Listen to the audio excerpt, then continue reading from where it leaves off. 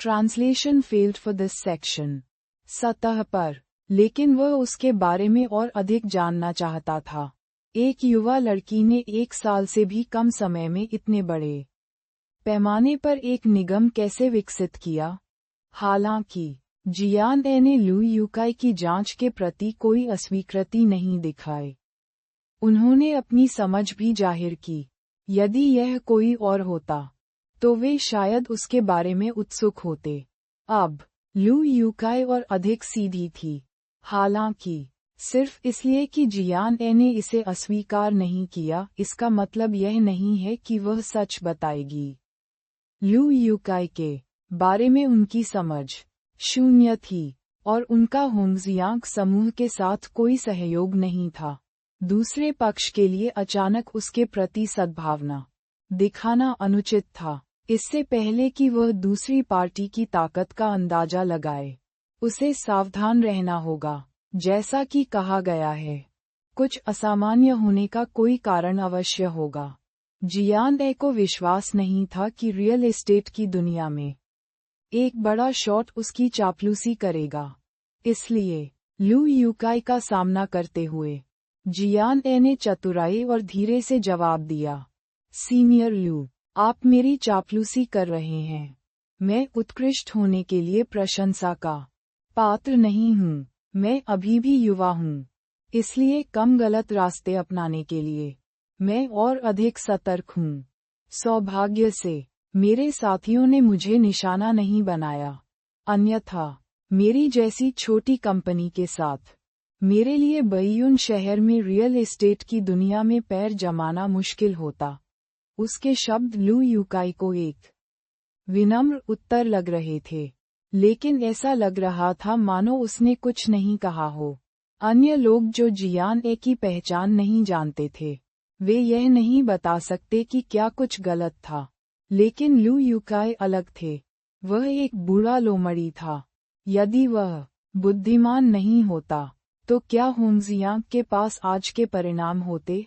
जियान ए की विनम्र मुस्कान को देखते हुए लू यूकाई ने चेहरे पर अनुमोदन की दृष्टि से बिना पलक झपकाए सिर हिलाया।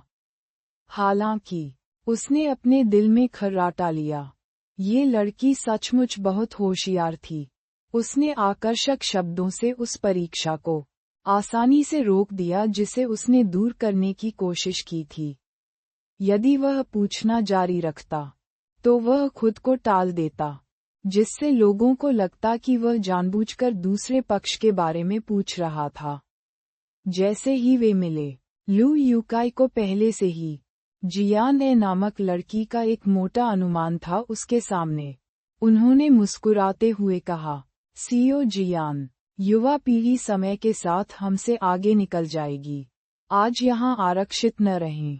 शायद हमारी दोनों कंपनियां भविष्य में सहयोग कर सकती हैं। जियान ए की मुस्कान अभी भी कोमल थी। ये सुनकर उसने सहमति में सिर हिलाया। यदि उपयुक्त परियोजनाएं हैं, तो मैं सीनियर की कंपनी के साथ सहयोग करने की भी उम्मीद कर रहा हूं ताकि मैं अधिक मूल्यवान अनुभव प्राप्त कर सकूं। दूसरे शब्दों में, यदि कोई उपयुक्त परियोजना नहीं थी, तो सहयोग करने की कोई आवश्यकता नहीं थी। वे दोनों सतह पर सामंजस्यपूर्ण लग रहे थे, लेकिन बाहरी लोगों को नहीं पता था कि वे गुप्त रूप से तीरों का आदान प्रदान कर रहे थे। बस कुछ ही शब्दों में, वे पहले ही एक दूसरे का परीक्षण कर चुके थे। लू यूकाई आज रात ध्यान का केंद्र था, इसलिए हर कोई उसकी हर हरकत पर नजर रख रहा था। जियान चांगशेंग ने स्वाभाविक रूप से भीड़ में ये दृश्य देखा, और उनकी पहली प्रतिक्रिया अनिवार्य रूप से आश्चर्यचकित थी। लू यूकाई ने जियो ए को निमंत्रण भी दिया। इसके अलावा वह उसके साथ अकेले में बातें कर रहा था और हंस रहा था।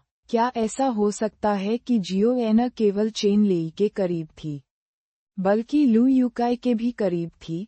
जियान चांगशेंग को नहीं पता था, लेकिन उसने अपने मन में इसकी कल्पना की थी। जियान ए और लू यूकाई के अलग होने के बाद उन्होंने भीड़ को अपने आप छोड़ दिया। कई खोजी निगाहें अब भी उसका पीछा कर रही थीं। जियान ए के जाने के बाद कई लोग मदद नहीं कर सके, लेकिन उनके पास आए और पूछा, अध्यक्ष लू, अभी वह लड़की कौन थी? लू यूकाई को पता था कि ये लोग जिज्ञासु थे। वह मुस्कुराने और उन्हें सस्पेंस में रखने के अलावा कुछ नहीं कर सका। आप लोग हमारे बैयून शहर के रियल एस्टेट बाजार के बारे में बहुत निश्चिंत हैं। हर कोई एक दूसरे को देखने से खुद को रोक नहीं सका। बिजनेस पार्टनर में से एक, जिसके लू यूकाई के साथ अच्छे संबंध थे, वह उत्सुकता से आग्रह किए बिना नहीं रह सका। ओल्ड लू, मजाक करना बंद करो। वह लड़की कौन है? लू यूकाई ने हंसते हुए शांति से कहा, ईस्ट सी रियल एस्टेट के पीछे सीईओ हूँ। सभी ने चिल्लाकर एक स्वर में कहा, सीईओ? लू यूकाई ने सिर हिलाया। इस समय किसी ने प्रतिक्रिया व्यक्त की और आश्चर्य से कहा, ओल्ड लू, क्या आप जिस ईस्ट सी रियल एस्टेट के बारे में बात कर रहे हैं वह ईस्ट सी रियल एस्टेट है जिसके बारे में हम जानते हैं? एक अन्य व्यक्ति ने आश्चर्य से कहा, वही जिसे इस वर्ष शीर्ष 10 सेलिब्रिटी उद्यमों में से एक चुना गया था। लू यूकाई ने फिर सिर हिलाया। उसके हाव भाव में कोई बदलाव नहीं आया था, लेकिन वह मन ही मन नफरत से दांत पीस रहा था। जाहिर है, ईस्ट सी रियल एस्टेट की वर्तमान प्रतिष्ठा पहले ही उस बिंदु पर पहुंच गई थी जहां हर कोई इसके बारे में जानता था। इसका क्या मतलब था? ये गति और कॉर्पोरेट प्रतिष्ठा का प्रतिनिधित्व करता था। एक वर्ष से स्थापित कंपनी का प्रभाव स्वयं स्पष्ट था। जब अन्य लोगों ने लू यूकाई को सिर हिलाते हुए इसे स्वीकार करते देखा, तो वे इतने आश्चर्यचकित हुए कि वे अपना मुंह बंद नहीं कर सके। वह लड़की एम ग्रुप की सीईओ थी। अगर उन्होंने आज इसे अपनी आंखों से नहीं देखा होता और लू यूकाई ने खुद इसे स्वीकार किया होता, तो कोई भी इस पर विश्वास नहीं करता। आज रात के बाद शायद आपकी पहचान उजागर हो जाएगी। जैसे ही जियान ए बैठ गया, चेन लेई शराब का गिलास लेकर चला गया और जियान ए को चिढ़ाते हुए देखा। जियान ए उदासीनता से मुस्कुराया। अंकल चेन, मेरे बारे में मजाक मत करो। मेरी पहचान कोई रहस्य नहीं है, अन्यथा श्री लू को पता नहीं चलता। ठीक है, चेन लेई ने सिर हिलाया और कहा, अंकल चेन का मतलब है कि आज रात की कॉकटेल पार्टी के बाद आपको बैयून शहर में रियल एस्टेट उद्योग में एक प्रसिद्ध व्यक्ति माना जा सकता है। आप भविष्य में दूसरों के पीछे नहीं छुप सकते। जैसे ही वह बोल रहा था, चेन लेई जियान ए के पास बैठ गई और उसे एक सार्थक मुस्कान दी। जियान ए एक पल के लिए स्तब्ध रह गई, इससे पहले कि उसका दिल गर्म हो जाए। हालांकि चेन लेई ने यह नहीं कहा, लेकिन वह उसके शब्दों के पीछे का अर्थ बता सकती थी। एक युवा लड़की के रूप में एक कंपनी चलाने पर अनिवार्य रूप से लोग ईर्ष्यालु और गणनात्मक होंगे। पहले जब वह बाई झोउ के पीछे छिपती थी, तो शायद कुछ लोगों को कुछ संदेह होता था। हालांकि अब जब हर कोई जानता था कि ईस्ट सी रियल एस्टेट की सीईओ एक कम उम्र की लड़की थी, तो वे शायद कुछ विचारों और गंदे हाथों के साथ उसके पास पहुंचेंगे जो उन्हें नहीं करना चाहिए था। मैं हमेशा तैयार रहता हूँ। जियान ए शांति से मुस्कुराया और चेन लेई की ओर देखा।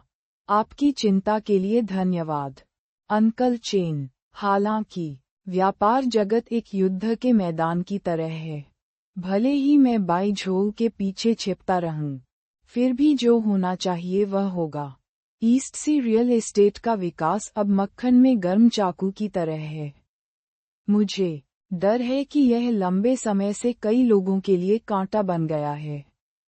जैसे ही उसने बोलना समाप्त किया, जियान ए कॉकटेल पार्टी के चारों ओर देखने और धीरे से आहें भरने के अलावा कुछ नहीं कर सकी।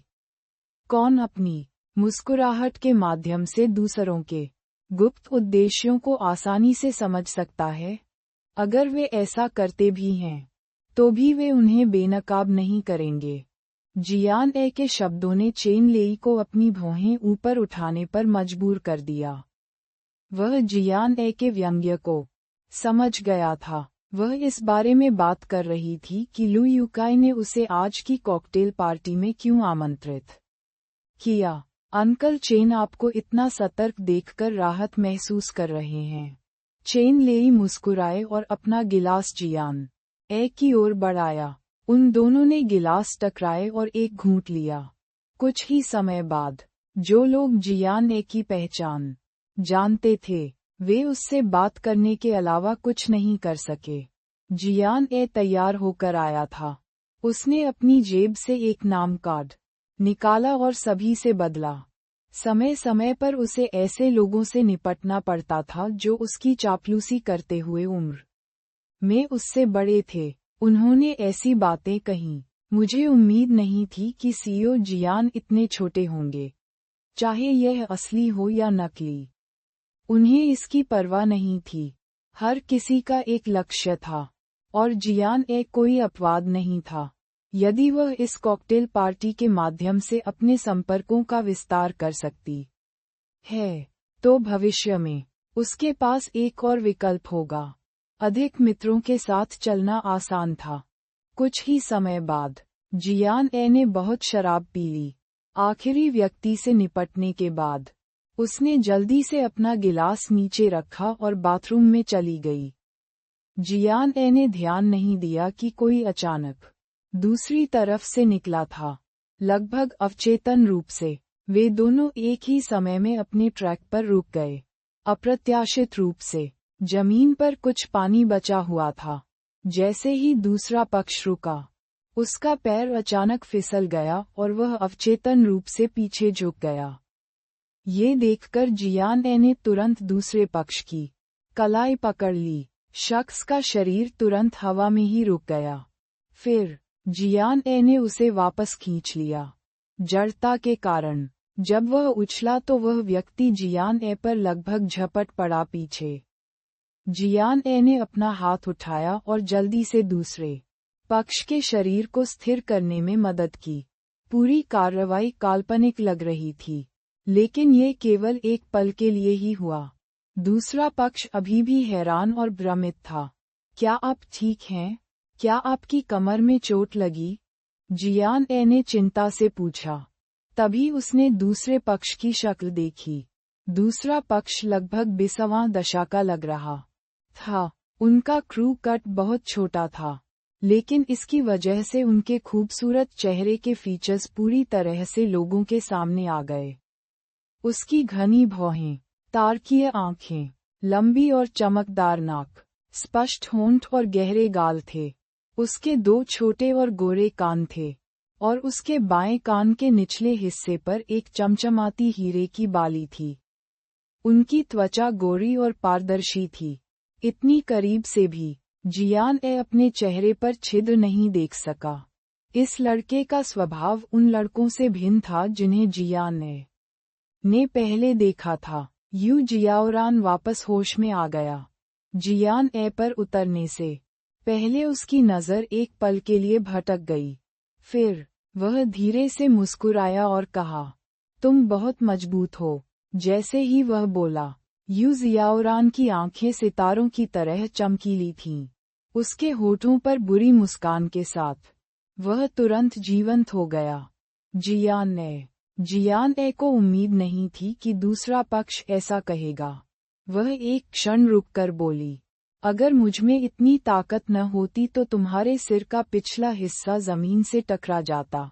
हे यू जियाओरान मुस्कुराया और शर्मिंदगी से अपना सिर खुजलाया। मुझे क्षमा करें, मैं जल्दी में था और ध्यान नहीं दिया, इसलिए मैं आपसे टकराते टकराते बचा। क्या आप ठीक हैं? जियान ए ने अपना सिर हिलाया। ये ठीक है, मैंने ध्यान नहीं दिया। आपको माफी मांगने की जरूरत नहीं है। यू जियाओरान की नज़र फिर से जियान ए पर पड़ी। भले ही जियान ए छोटा नहीं था और उसने एक फिटिंग सूट पहना हुआ था, फिर भी यू जियाओरान की आंखों में दिलचस्पी का एक निशान था। जैसे ही वह कुछ कहने ही वाली थी, एक भव्य पोशाक पहने व्यक्ति अचानक दूसरी तरफ से आया और यू जियाओरान पर झपट पड़ा। भाई जियाओरान! इसके बाद एक नाजुक चीख निकली। यू जियाओरान प्रभाव से चकित रह गया और 2 कदम आगे बढ़ गया। Translation failed for this section. उसका पीछा करना चाहता था। चूंकि वह छोटी थी, इसलिए किसी ने भी उसे कभी इस तरह तुच्छ दृष्टि से नहीं देखा था। अब एक युवा महिला उस पर मुंह बना रही थी, और यह उसका क्षेत्र था। वह स्वाभाविक रूप से इसे लेटकर सहन नहीं कर सकती थी। अप्रत्याशित रूप से यू जियाओरान ने उसके शरीर को बगल से पकड़ लिया और उसके सिर के ऊपर से एक धीमी आवाज आई। क्याओ, मूर्ख बनाना बंद करो, आज का अवसर सही नहीं है। अंकल लू के लिए परेशानी पैदा मत करो। उसे देखो, जब मैंने उससे बात की तो उसने मुझे नजरअंदाज कर दिया। वह मुझे गंभीरता से नहीं ले रही है। लू क्याओ घमंडी लग रही थी और उसने गुस्से में अपने पैर पटक दिए। हालांकि यू जियाओरान का सामना करते हुए उसने अति करने की हिम्मत नहीं की। वह अंततः उसके सामने एक अच्छा प्रभाव छोड़ना चाहती थी। यू जियाओरान ने उस स्थान को देखा जहां जियान गायब हो गया था और मुस्कुराया। फिर उसने लू क्याओ की ओर देखा और पूछा, क्यों, क्या आप उस लड़की को जानते हैं? उसने वह कफलिंक छीन लिया जो मुझे पसंद था। भाई जियाओरान, क्या मैंने आपको पहले नहीं बताया? लू क्याओ ने अपने गाल फुलाए। उस बात को सोचकर अभी भी उसकी छाती में दर्द हो रहा था। ओह! यू जियाओरान की आंखें चमक उठीं जैसे उसने कुछ दिलचस्प सुना हो। आपने कहा कि उस लड़की ने अभी-अभी आपकी पसंद का वैश्विक सीमित संस्करण वाला कफलिंक खरीदा है? लू क्याओ ने व्यथित भाव से सिर हिलाया। फिर उसे लगा कि यू जियाओरान के शब्द अनुचित थे और वह उसे सुधारने के अलावा कुछ नहीं कर सकती थी।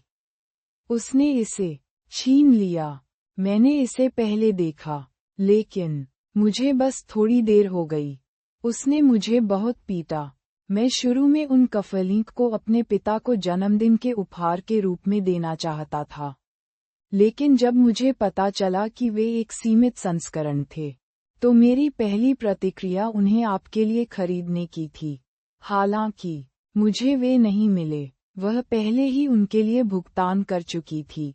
अंत में लू क्याओ को ऐसा लग रहा था जैसे वह रो रही थी, जैसे कि उसके साथ अन्याय हुआ हो। यू जियाओरान ने अपने पतले होंठ सिकोड़ लिए और मुस्कुराया जैसे कि लू क्याओ ने जो कहानी सुनाई वह बहुत दिलचस्प थी। न केवल उसे लू क्याओ से सहानुभूति नहीं थी, बल्कि उसने चंचलतापूर्वक आंखें भी झपकाईं। भाई जियाओरान, क्या आप उसे जानते हैं? लू क्याओ ने प्रतिक्रिया व्यक्त की और तुरंत पूछा।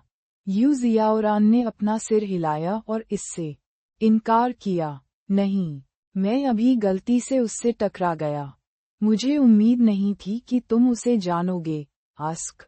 लू क्याओ ने गुस्से से अपने होंठ भींच लिए और दांत भींचकर बुदबुदाया। मुझे आश्चर्य है कि वह किसके परिवार से है। जब मुझे पता चलेगा, तो मैं अपने पिता से उनकी कंपनी को सबक सिखाने के लिए कहूंगी। कोई जरूरत नहीं है ना? यू जियाओरान ने शांति से लू क्याओ को देखा और कहा, ये सिर्फ कफलिंक की एक जोड़ी है। यदि आप उन्हें नहीं खरीद सकते, तो ठीक है, एक तिल का पहाड़ क्यों बनाया जाए? एक तिल का ताड़ बनाओ। लू क्याओ की अभिव्यक्ति गहरी हो गई।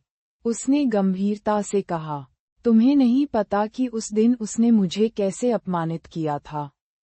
अगर मैंने उसे नहीं देखा तो कोई बात नहीं, लेकिन अब जब मैंने उसे देख लिया है, तो उसके लिए बिना किसी कारण मुझे अपमानित करने का कोई कारण नहीं है। मुझे उस पर पलटवार करना होगा। जैसे ही उसने बोलना समाप्त किया, लू क्याओ ने यू जियाओरान की बांह खींची और उसे अप्रसन्नता से आगे पीछे किया। भाई जियाओरान, आप उसके लिए क्यों बोल रहे हैं? मैं ही वह व्यक्ति था जिसे धमकाया गया था। आपको मेरे पक्ष में खड़ा होना चाहिए।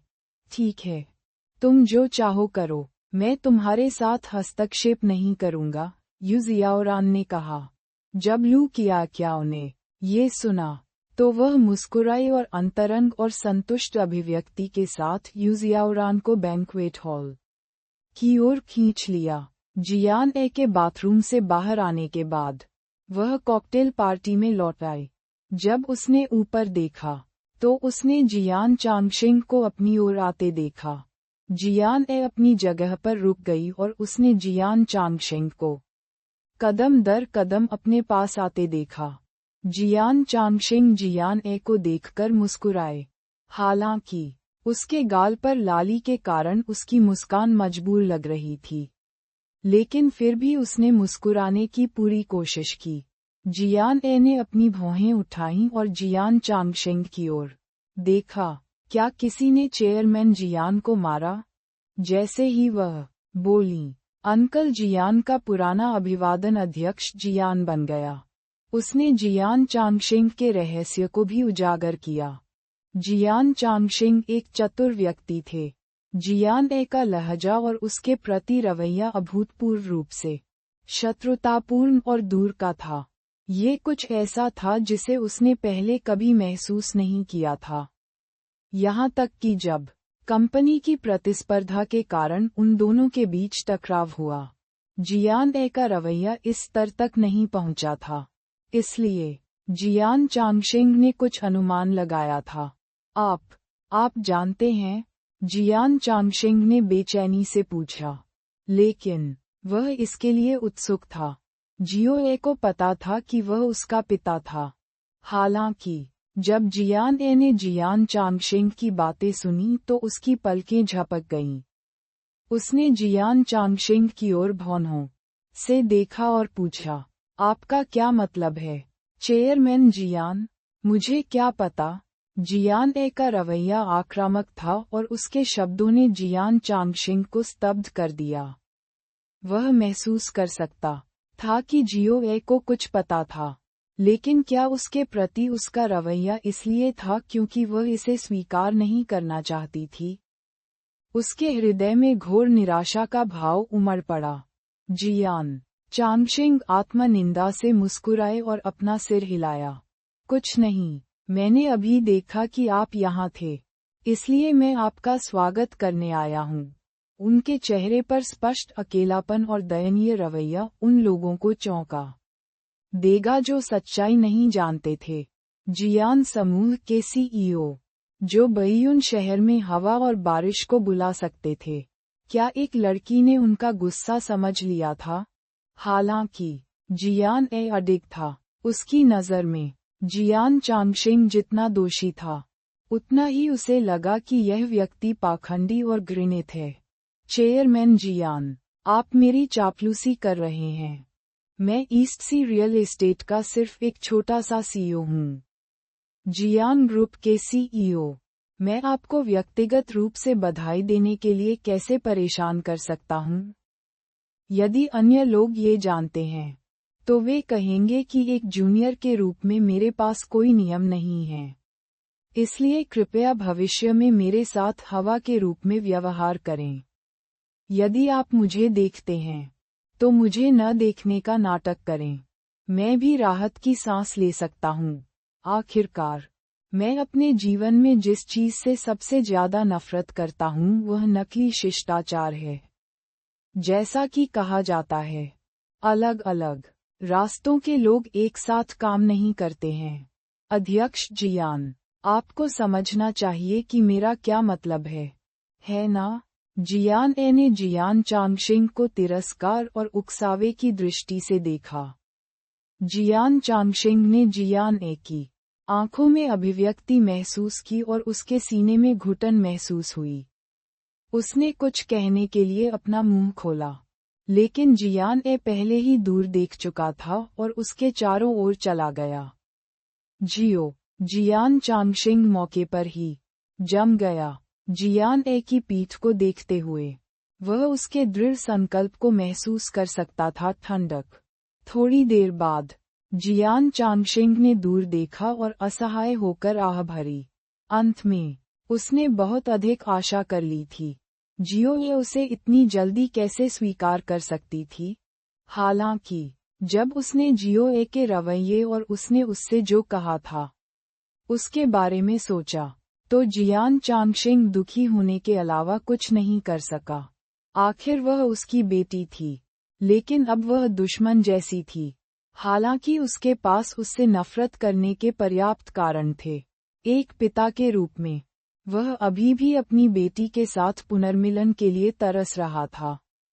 भले ही वह उसके साथ फिर से नहीं मिल सका, कम से कम वह दुश्मन की तरह नहीं होगा, क्योंकि उसे पहले से ही अपने हृदय में अत्यधिक ग्लानि और आत्मग्लानि महसूस हो रही थी। ऐसा नहीं था कि उन्हें खेद नहीं था। जियान ए ने बिना पीछे देखे विला छोड़ दिया। उसने जाने की योजना बनाई। होंगजियांग समूह के निमंत्रण ने जियान ए को आश्चर्यचकित कर दिया। आज जब वह आए तो ही उसे पता चला कि दूसरी पार्टी वास्तव में उसे आमंत्रित नहीं करना चाहती थी। वह बस उसके बारे में उत्सुक था और उसका परीक्षण करना चाहता था। वह एक बिन बुलाए मेहमान की तरह थी जो गलती से किसी और की कॉकटेल पार्टी में घुस गई थी। सतह पर वह ग्लैमरस लग रही थी, लेकिन जियान ए नशे में नहीं थी। वह जानती थी कि पूरी कॉकटेल पार्टी में अंकल चेन और अंकल जू के अलावा, जिनसे वह अभी मिली थी, किसी ने भी उसके साथ दोस्त जैसा व्यवहार नहीं किया। शायद उसके जैविक पिता जियान चांगशेंग को उसकी परवाह थी, लेकिन जियान ए को इसकी परवाह नहीं थी। ऐसा नहीं है कि उसे कुछ हासिल नहीं हुआ। उसकी जेब में मोटे नाम वाले कार्ड उसका लाभ थे। यदि वह भविष्य में इसका उपयोग भी कर पाती, तो भी वह आज रात व्यर्थ नहीं आती। इसके अलावा उसने अंकल जू चू का फोन नंबर भी सेव कर लिया था। जागीर छोड़ने के बाद ड्राइवर कार में इंतजार कर रहा था। इस समय जियान ने को बाहर आते देख वह आश्चर्यचकित रह गया। क्या सीईओ का काम हो गया? ड्राइवर ने पूछा। जियान ए ने मुस्कुराते हुए लापरवाही से कहा, मेरा काम हो गया। हम अब पीछे हट सकते हैं। हम कहाँ जा रहे हैं? ड्राइवर ने फिर पूछा। जियान ए ने कहा, चलो घर चलें। उद्धरण चिन्ह ... वांग यूनजोंग और जू कियान की शादी को आधे महीने से ज्यादा हो गया था। क्योंकि जू कियान गर्भवती थी, वह इन दिनों लगभग कभी बाहर नहीं जाती थी। वांग यूनजोंग भी विशेष रूप से उसकी सेवा के लिए एक नानी मिली। वह दिन में 3 बार भोजन करती थी और उसे सभी प्रकार के पोषक तत्व प्राप्त होते थे। उसका वजन स्पष्ट रूप से बढ़ गया था। उस रात जू कियान की कान छिदवाने वाली चीख अचानक भोजन कक्ष से आए। यह आवाज एक प्रचंड लहर की तरह थी जिसने विला की छत को लगभग उठा दिया था। बूढ़ा आदमी जो लिविंग रूम में चाय पी रहा था, शोर सुनकर बाहर निकला। बूढ़ी औरत और नानी जो रसोई में रात का खाना बनाने में व्यस्त थीं, भी बाहर निकल गईं। यहाँ तक कि वांग यूनजोंग जो अभी अभी काम से निकला था और बाथरूम में हाथ धो रहा था, सदमे में बाहर चला गया। कियान क्या हुआ? तुम्हें क्या हुआ है? भोजन कक्ष में जू कियान पीले चेहरे के साथ कोने में दुबकी हुई थी। ये स्पष्ट था कि वह डरी हुई थी। बुढ़िया ने झट से आगे बढ़कर उसे गले लगा लिया और घबराकर पूछा। जू कियान ने अपनी आंखें चौड़ी कीं और भोजन कक्ष में खाने की मेज पर एक कुर्सी की ओर देखा। उसने कांपती आवाज में कहा, माँ, वहाँ देखो, वह देखो। ये देखकर हर कोई मदद नहीं कर सका, लेकिन देखने लगा। हर कोई हैरान था। नानी भी डरपोक थी और चिल्लाए बिना नहीं रह सकी। हे भगवान! कुर्सी पर हथेली के आकार की एक रोएदार काली मकड़ी थी। इसकी एक जोड़ी काली बीन जैसी आंखें और नुकीले पंजे थे। इसे देखते ही किसी के सिर में सिहरन पैदा हो गई। जिस कुर्सी पर मकड़ी बैठी थी, वहीं पर जू कियान आमतौर पर बैठता था। बुढ़िया के पूरे शरीर पर रोंगटे खड़े हो गए थे। ये बड़ी मकड़ी कहाँ से आए? जैसे ही वह बोल रही थी, उसने तुरंत वांग युनझोंग को पुकारा। युनझोंग, जल्दी करो, इसे अपनी चप्पलों से मार डालो। जल्दी से, इसे मार डालो। वांग युनझोंग वापस होश में आया और उसने जल्दी से अपने पैरों की चप्पलें उतार दीं। हालांकि मकड़ी का सिर भयानक लग रहा था। उसने हाथ उठाकर काफी देर तक इशारा किया, लेकिन उसकी हिम्मत नहीं हुई ऐसा करने की। धिक्कार है, मैं ये करूँगा। बूढ़ा घबरा गया। उसने अपनी चप्पलें उतारीं और आगे बढ़ गया। अप्रत्याशित रूप से, जैसे ही उसने अपना हाथ उठाया, उसने वांग ज़िचेन को ऊपर से नीचे भागते हुए देखा। जैसा वह भागा, वह उत्सुकता से चिल्लाया, दादाजी, दादाजी, इसे मत मारो, इसे मत मारो। हर कोई स्तब्ध रह गया। वांग ज़िचेन पहले ही कुर्सी की ओर दौड़ पड़े थे। फिर, जब हर कोई स्तब्ध था, उसने मकड़ी को अपने नंगे हाथों से उठाया और अपनी हथेली पर रख लिया। उसने मकड़ी को भी धीरे से छुआ और बुदबुदाया, मेरी अनमोल हुओ, मेरी हुओ, उन्होंने तुम्हें नहीं डराया, है ना? ये ठीक है। ज़िचेन, क्या तुम पागल हो? जल्दी से इसे फेंक दो। सावधान रहो कि यह तुम्हें काट न ले। बुढ़िया ने झट से कहा। वांग ज़िचेन उदासीनता से मुस्कुराए और बुढ़िया और उसकी बाहों में जू कियान को आत्मसंतुष्टता से देखा। देखो तुम कितने डरे हुए हो। ये सिर्फ एक पालतू मकड़ी है। ये काटती नहीं है, ये जहरीली भी नहीं है। मैंने इसे मनोरंजन के लिए एक पालतू जानवर के रूप में पाला है। बकवास। जब वांग युनझोंग ने ये सुना, तो वह उसे जोर से डांटे बिना नहीं रह सका। तुम्हें क्या हुआ है? क्या तुम मनोरंजन के लिए मकड़ियां पाल रहे हो? क्या तुम नहीं जानते कि तुम्हारी आंटी कियान गर्भवती हैं? अगर उन्हें और उनके बच्चे को कुछ हो गया तो क्या होगा?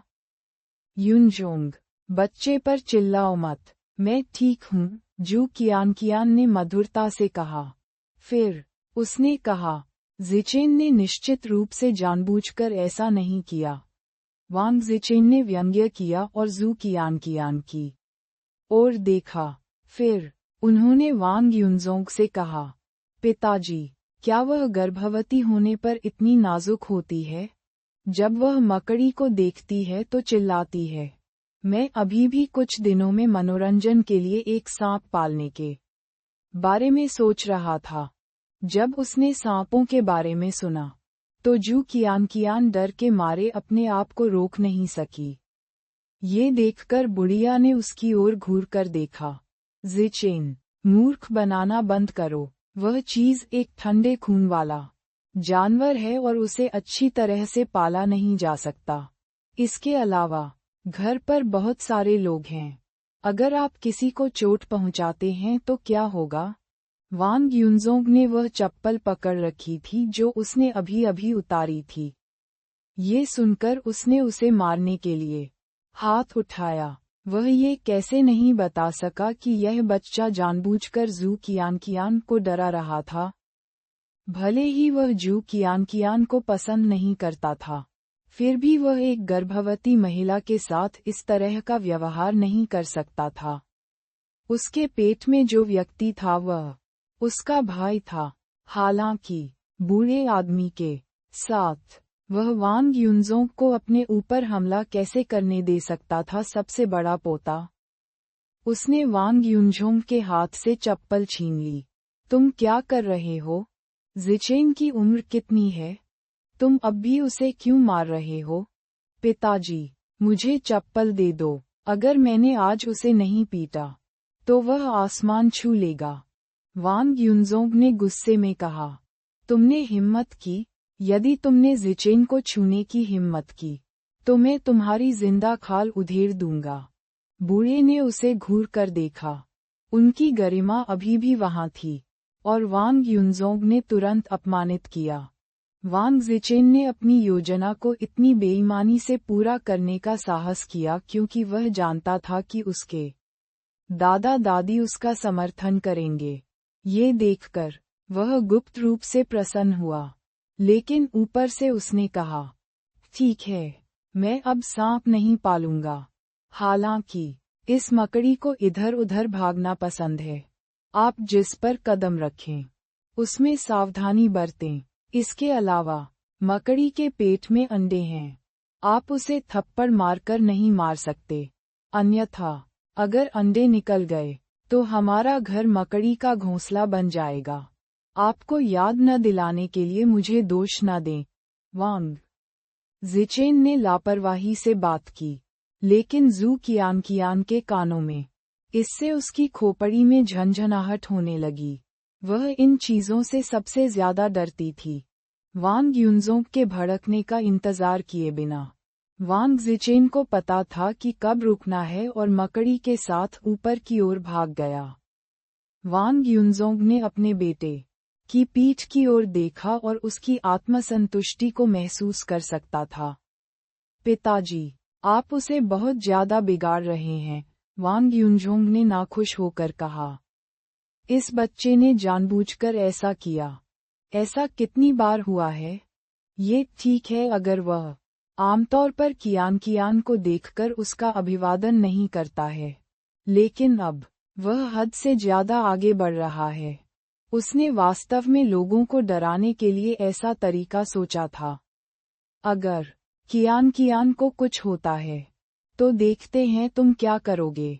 वांग युनजोंग वास्तव में गुस्से में थे क्योंकि उन्हें उम्मीद नहीं थी कि वांग ज़िचेन ये काम करेंगे। अतीत में उसने उसे बहुत अधिक परेशान किया था, लेकिन कम से कम वह अपनी सीमाएं जानता था। अब उसने जो चीजें की वे ऐसी कैसे लगीं जैसे कोई बच्चा करेगा। जब बूढ़े व्यक्ति ने ये सुना तो उसने तुरंत छींक दी और लापरवाही से अपने हाथ में चप्पल वांग युनजोंग के पैरों पर फेंक दी। उन्होंने कहा, ज़िचेन अब किशोरावस्था के विद्रोही चरण में है। आपके विचार को देखते हुए ज़िचेन के लिए ऐसे विचार रखना उचित है। कियान से अचानक शादी और कियान की गर्भावस्था। यदि आप इस समय भी उस पर हमला करते हैं तो इससे वह आपसे और भी अधिक नफरत करने लगेगा।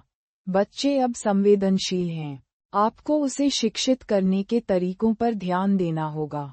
आप उसे इस तरह कैसे मार और डांट सकते हैं? वांग युनजोंग ने निराशापूर्वक जवाब दिया, मैंने उसे अतीत में बहुत बिगाड़ दिया था। यही कारण है कि वह अब इतना अधर्मी होने का साहस कर रहा है। देखो, मेरे पीटने के बाद क्या वह बदल जाता है। ठीक है, बहस करना बंद करो। बुढ़िया ने तुरंत उसे समझाने की कोशिश की। ये पहला दिन नहीं है जब ज़िचेन शरारती रहा हो। तुम्हारे पिता सही हैं, इस वजह से हम उस पर हमला नहीं कर सकते। बच्चे बड़े हो गए हैं और उनमें आत्मसम्मान है। जू कियान और ली जिया के बच्चों के जन्म से पहले वांग ज़िचेन अभी भी वांग परिवार का एकमात्र पोता था। बूढ़े जोड़े को स्वाभाविक रूप से उसे अपने दिल में रखना था, इसलिए वे अभी भी वांग ज़िचेन की मदद कर रहे थे। हालांकि बुढ़िया जू कियान को सांत्वना देना नहीं भूली। ठीक है, कियान, ज़िचेन अभी भी एक बच्चा है और इससे बेहतर कुछ नहीं जानता। जब आपकी अचानक शादी हो जाती है तो उसके मन में भावनाएं आना मानवीय स्वभाव है ना? उसने ध्यान आकर्षित करने के लिए ये चीजें की, इस डर से कि अगर आप गर्भवती हुई तो हम वयस्क उसे पसंद नहीं करेंगे। मैंने अपनी बहन से भी सुना था जब वह अपने दूसरे बेटे से गर्भवती थी कि उसका पहला बच्चा इससे कहीं ज्यादा भयंकर था। उन्होंने यहाँ तक कहा कि जब वह पैदा होंगे तो वह उनका गला दबाकर हत्या कर देंगे। ये आजकल के बच्चे कुछ भी बोलने की हिम्मत रखते हैं। सौभाग्य से ज़िचेन अभी तक उस स्तर तक नहीं पहुंचा है। वृद्ध महिला शुरू में उसे सांत्वना देना चाहती थी, लेकिन उसके शब्दों ने जू कियान को और भी असहज कर दिया। गर्भवती महिलाएं बहुत संवेदनशील होती हैं। वह वांग जिचेन की अपने प्रति शत्रुता को कैसे नहीं देख सकती थी। उन्होंने कहा कि मकड़ी ने काटा नहीं। इतनी बड़ी मकड़ी को काटने की जरूरत ही नहीं पड़ी। बस ये सोचकर कि जहां वह रहती थी वहां इतनी बड़ी मकड़ी कैसे थी। जू कियान न तो खा सकती थी और न ही शांति से सो सकती थी। बुढ़िया की बातों से वह और भी घबरा गई। वह मदद नहीं कर सकी, लेकिन वांग युनजोंग को दयनीय दृष्टि से देखा और कहा, युनजोंग, मैं एक हूँ, थोड़ा डर लग रहा है। वांग युनजोंग ने आह भरी और जू कियान का समर्थन करने के लिए आगे बढ़े। उसने उसे धीरे से सांत्वना देते हुए कहा, डरो मत, मैं इस बच्चे से बाद में बात करूंगा। यदि यह काम नहीं करता है, तो आपके जन्म देने से पहले उसे अपनी माँ के साथ रहने दें। तुम किस बारे में बात कर रहे हो? ये सुनकर बुढ़िया तुरंत दुखी हो गई। जिचेन वांग परिवार का एक बच्चा है। आप उसे उसकी माँ की तलाश क्यों करने दे रहे हैं? नहीं, बिल्कुल नहीं।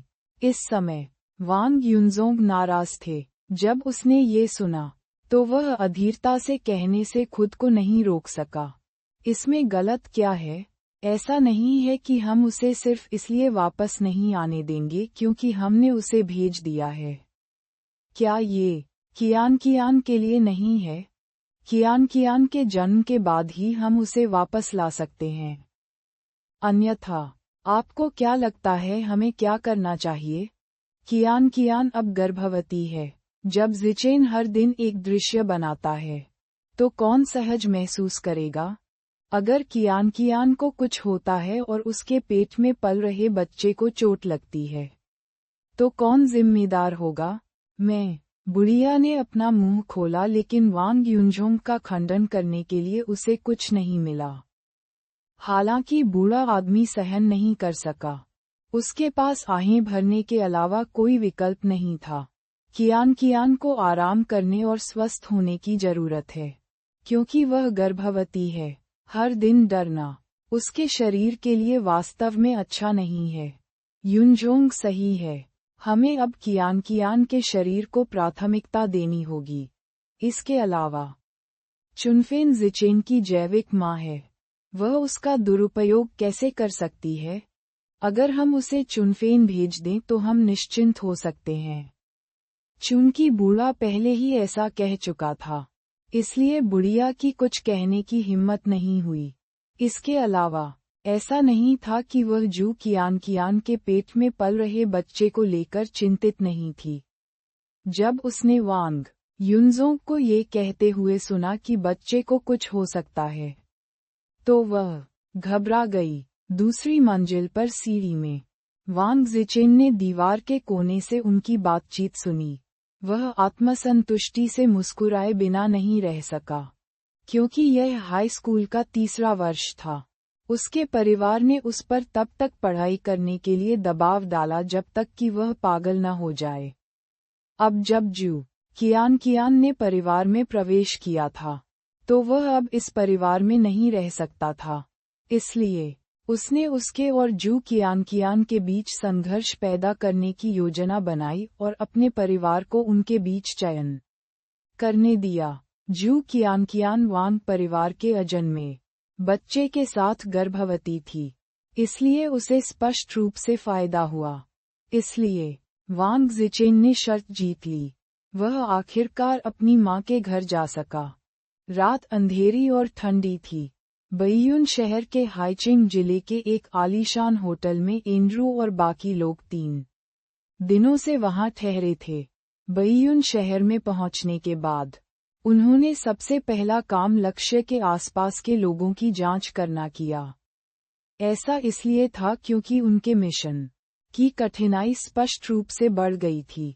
पहले उन्हें केवल क्यूसी शाही परिवार के दूसरे उत्तराधिकारी की हत्या करने की जरूरत थी। हालांकि इस बार लीडर हंस ने स्पष्ट रूप से कहा था कि उन्हें लक्ष्य के आसपास सभी को मारना होगा।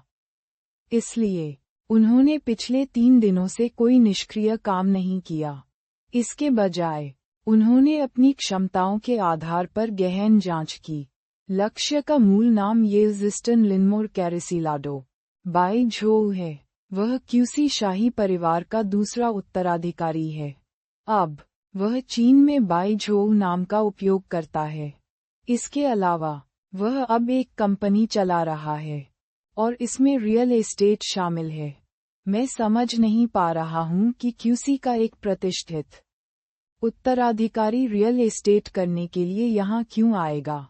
यूजीन एक स्नान वस्त्र में सोफे पर बैठ गया और कहा, इसलिए मैंने उसकी कंपनी की जांच की। ईस्ट सी रियल एस्टेट एम ग्रुप से संबंधित है। चाहे वह निगम हो या सहायक कंपनी, वे इस साल स्थापित किए गए थे। यह उस समय से मेल खाता है जब प्रिंस बाई झोउ चीन में आए थे। इसके अलावा प्रिंस बाई झोउ केवल सहायक कंपनी के महाप्रबंधक हैं। दूसरे शब्दों में, वह अब किसी के लिए काम कर रहे हैं। मैंने इस नेतृत्व का पालन किया और एम ग्रुप के पीछे बॉस को पाया। जैसे ही उसने बोलना समाप्त किया, यूजीन ने मेज पर एक हाई डेफिनिशन फोटो रख दी। ये 15 वर्षीय लड़की एम ग्रुप के पीछे असली बॉस है। उसका नाम जियान ए है और वह बैयून शहर में दूसरे वर्ष की एक साधारण छात्रा है। अन्य लोग मेज पर रखी तस्वीर को देखने के लिए झुके बिना नहीं रह सके। फोटो में जो व्यक्ति है जियान ए था और यह एक बहुत ही स्पष्ट सामने वाली तस्वीर थी। दूसरे शब्दों में, प्रिंस बाई झोउ फोटो में इस लड़की के लिए काम करने के लिए चीन में रह रहे हैं। गेल ने आश्चर्य से अपनी आंखें झपकाईं और उसका स्वर अविश्वास से भर गया।